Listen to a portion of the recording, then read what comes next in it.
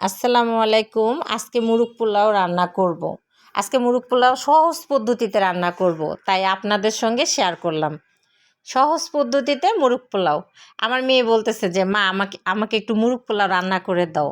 আমি বললাম আচ্ছা ঠিক আছে, যেহেতু রোজা আছো দিব। এখানে আমি মুরগিটা কেটে পরিষ্কার করে নিয়েছি। এখানে পেঁয়াজ কেটে নিয়েছি। এখানে আমি রাঁধুনি রোস্টের মশলাটা নিছি, গুঁড়া মশলাটা ব্যবহার করব। এখানে আমি একটু মরিচের ফাঁকি নিয়েছি। মরিচের ফাঁকি, এটা ঝাল আপনাদের মতো করে যে যেটুক খাবেন নিবেন। আমি এখানে লবণ, আমি একে একে করে সব মশলা দিয়ে পেস্ট করে নিব, একদম সহজ পদ্ধতিতে। জানি আমাদের অনেক সহজ হয়, আর একদম শর্ট টাইমে রান্না করছি, আমার হাতে একদম সময় ছিল না।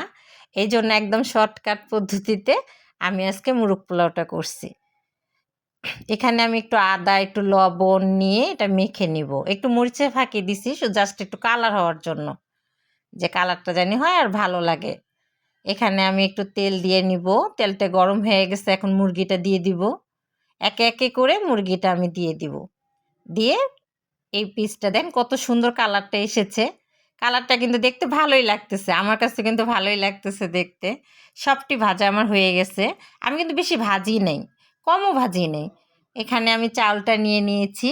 চাউলটা আমি নিয়ে নিয়েছি। হ্যাঁ, আমি এখন পরিমাণ মতো একটু তেল দিয়েছি। পেঁয়াজটা নিছি, আমি একটু তেলটা কমই দিব, যেহেতু আমার মেয়ে রোজা আছে। রোজা থাকলে তেল মশলা একটু কম দিলেই ভালো। আর পোলাওটাতে যত কম তেল দেওয়া যায় ততই ভালো। এই তো আমি এখন একটু ভেজে নিব। নেওয়ার পরে পানি দিচ্ছি। আসলে কি, পানিটা আমি কোনো মেপে দেই না, আমি মাপতে পারি না। আমি আগে যেমন মা খালারা দিয়ে দিত, ওইভাবে আইডিয়া করে আমি দিয়ে দিয়েছি। আমি কোনো মাপি না। এই তো পেঁয়াজ দিলাম। পেঁয়াজটা আমি আলাদা রোস্টের জন্য, এটা আমি রোস্টের জন্য আলাদা পেঁয়াজটা ভেজে নিয়েছি।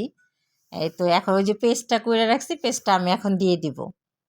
এখন দিয়ে এটা ভাজা সুন্দর করে একটু ভেজে নিব, জানি মশলার গন্ধটা না লাগে।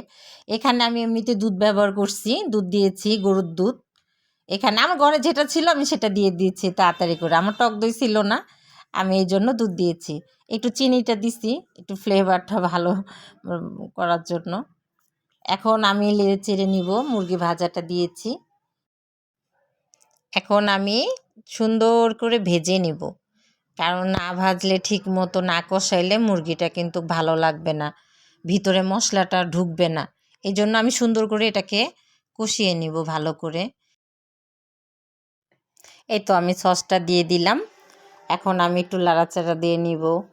এখন দেখছেন আমার পোলাওটা কিন্তু হয়ে গেছে। আর এমন সুন্দর ঘ্রাণ বের হইছে।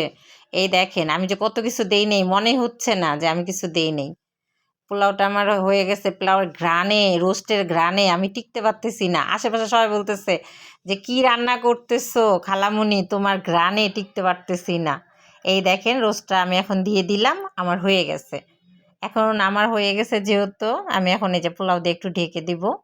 আমার হয়ে গেছে, এখন রেডি। আশা করে ভালো লাগবে, আমাদেরও ভালো লেগেছে, আপনাদেরও ভালো লাগবে। আপনারা এরকম শর্টকাট পদ্ধতি রান্না করে খেন, ভালোই লাগবে, খারাপ লাগবে না। তারপরে আমার বোনের ছেলে বলতেছে খালামণি ইয়ামি, সেই হয়েছে। আল্লাহ হাফেজ।